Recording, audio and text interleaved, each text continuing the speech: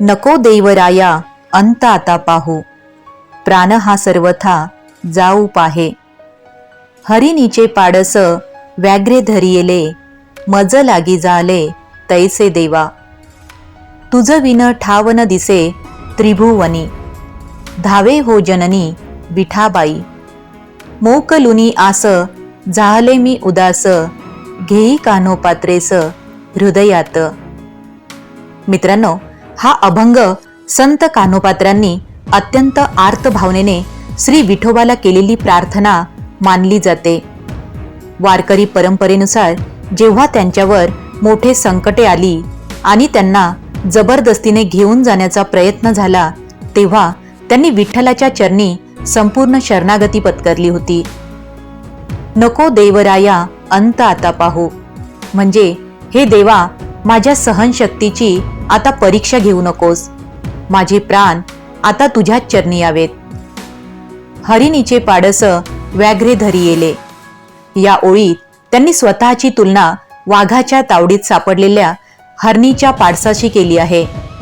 जसे ते पाडस असहाय्य असते, तसेच मी तुझ्याशिवाय असहाय्य आहे, अशी त्यांची भावना आहे।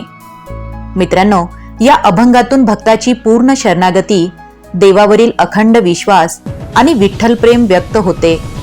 आणि म्हणूनच हा अभंग आजही वारकरी मोठ्या भक्तिभावाने गात असतात। मित्रांनो, आज आपण पंढरपुरातील विठोबा मंदिर परिसरात असलेल्या एका पवित्र वृक्षाचा इतिहास जाणून घेणार आहोत। आणि हा वृक्ष म्हणजे संत कान्होपात्रा वृक्ष। अनेक वारकरी या वृक्षाला नमस्कार करतात, पण हा वृक्ष तेथे का आहे, त्यामागे काय कथा आहे, चला तर मग जाणून घेऊया। मित्रांनो, संत कान्होपात्रा या 15व्या शतकातील महान वारकरी संत कवयित्री होत्या। त्यांचा जन्म मंगळवेढा येथे श्यामा नावाच्या गणिकेच्या पोटी झाला।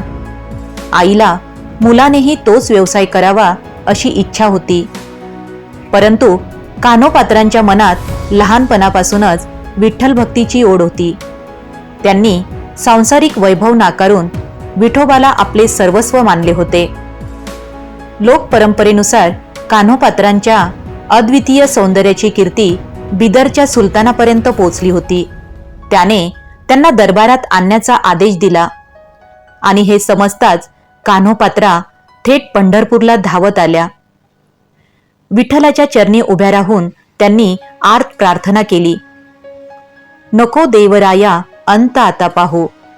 हा अभंग आजही वारकरी मोठ्या भक्तिभावाने गात असतात।